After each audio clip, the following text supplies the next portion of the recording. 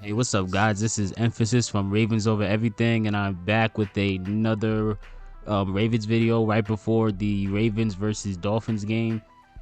I forgot to do I don't want to say I forgot to do it, but I just never got around to doing the like a reaction to the Vikings game, but I was just going to talk about that real quick. So, the Ravens beat the Vikings. They came back later in the game and then won in overtime with the Justin Tucker kick. The final score was 34-31.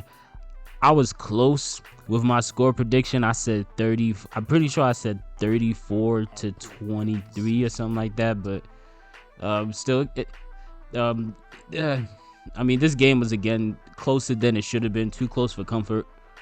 I know this team has I know the Vikings, they have a dangerous offense, but I still think we should have still handily beat them. In the end, I'm surprised that Kirk Cousins didn't have that great of a game. He only ended up throwing for 187 yards. He did get 2 touchdowns, but and then I think he rushed for a touchdown. Yeah.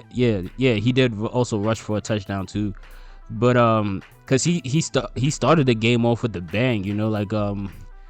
Like they threw like one of the very early moments in the game. He threw like a 50-yard bomb to Justin Jefferson. So I thought that they were about to just go off, man. But then also Dalvin Cook, he went off, had like 110 yards on us, including that 66-yard run.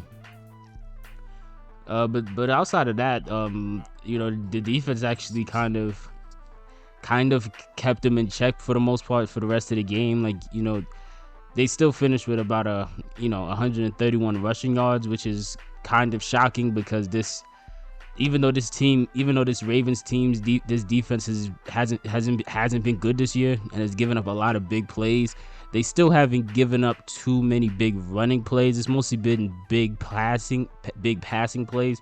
Like, I still don't fully understand what happened in that Justin Jefferson touchdown that led to him getting loose when there was like 3 different people on him. I'm still not fully understanding it, but I mean, it is what it is. If you understand it, again, let me know in the comment section, what exactly happened so I can get a better understanding of it, because I still can't wrap my head around it. But and then something else that disappointed me is that Kirk Cousins did not get sacked at all. But whereas Lamar, on the other hand, has gotten sacked 3 times. Again, Lamar in 8 games has been sacked 24 times. Lamar is one of the like six most sacked quarterbacks in the NFL right now. I hope people understand that.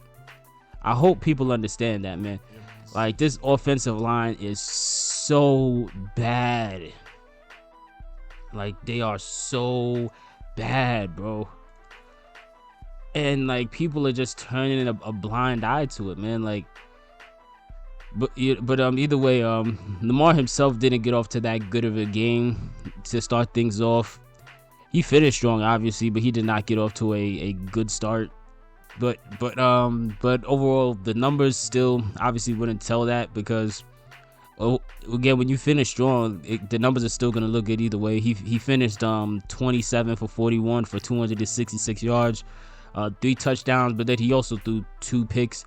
One of those picks I do think was absolutely his fault. But then the second pick, like the one that was in like overtime or whatever, that's not really on him. Like, again, the defender just made an excellent play.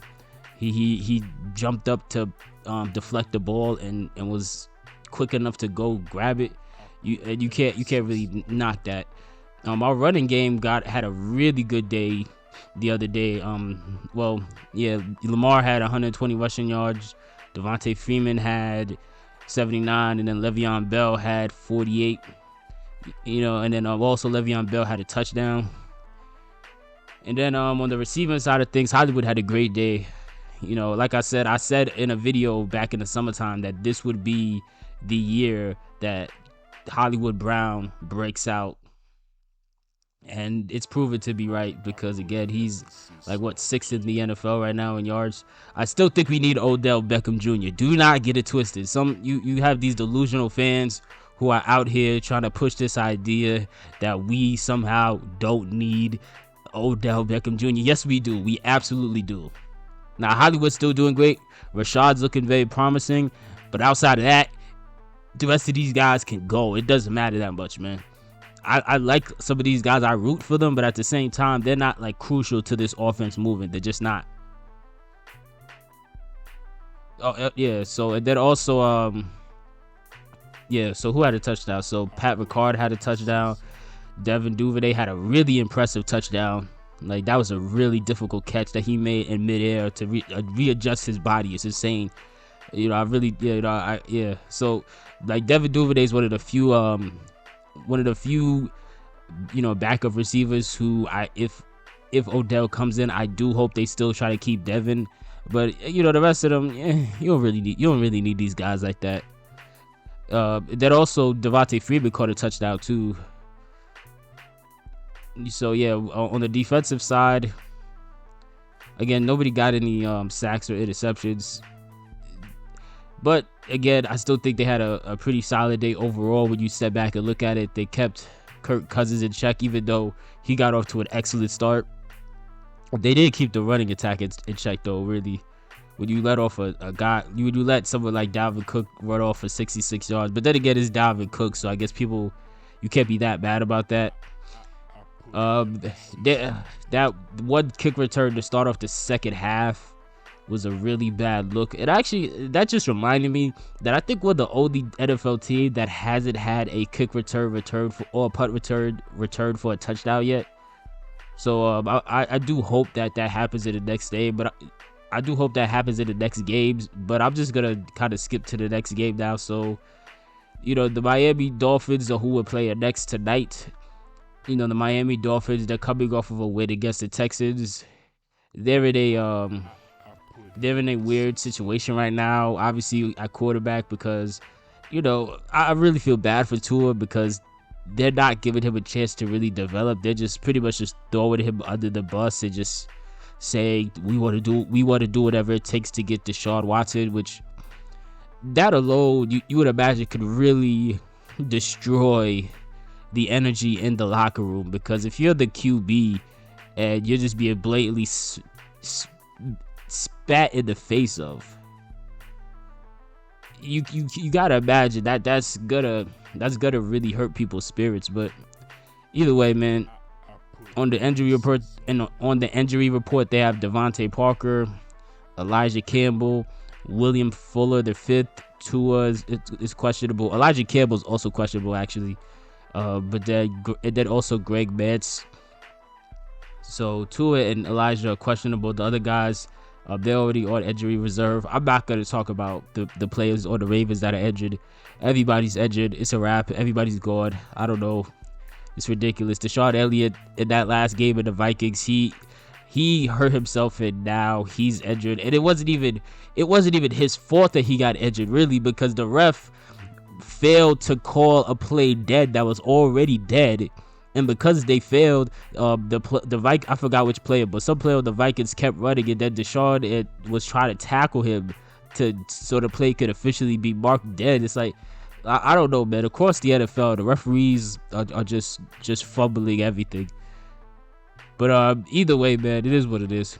As far as rankings, our offense right now is like the second overall ranked offense. We're averaging 427 total yards. We're like the 7th or 8th or 6th ranked passing attack right now, and the number 1 rushing attack right now. And the Dolphins, they're like, one of the 3. They're ranked like, what is that, 29th? No, they're ranked 30th. They're ranked 30th in the NFL in overall offense. They do not get much going on the rushing attack, only averaging 75 yards a game. They do average about 222 passing yards a game, and that's something I think we might have to really look out for. Is just this, because this passing defense just really sucks right now. So I'm really interested to see how that matchup works out, and if the Ravens can really get the job done. As far as defense, both our defense and the Dolphins' defenses are terrible. We're both in the bottom 10. But the Dolphins' defense is ranked lower than us. So I mean, hopefully we could just, like, this is a game where I'm just flat out expecting us to just win.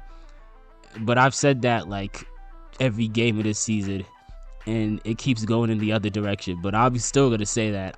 Look, final score, I'm predicting 45-13. It is what it is, man. I hope I don't jinx it, but that's the score I'm going with. So again, let me know what your score predictions are in the comment section below. And you know, I'm on an unrelated note. You know, I'm really happy for Cam Newton. He's been re-signed by the Panthers. I feel like he deserves a public apology, and like for them to do him the way they did him a few years back, and ironically they haven't been good without him. But I would have demanded a public apology, man. Like, yeah. But I mean, I guess it's not that big of a deal to Cam. Like, he just wants to get back in the league, and who knows, man. Like the Panthers. I mean, what's their record right now? I think they're like 3-5 or something like that. So like they're still in a position where they still have a shot at the playoffs. You never know. So I mean, it's interesting to see what can come from that. And then obviously, since the Panthers, their offensive line is very bad, somebody like a Cam could still make it work because Cam is a quarterback who's mobile, so he can get out of the way more. But again, we'll see how that works out. Again, let me know what your thoughts are in the comment section below.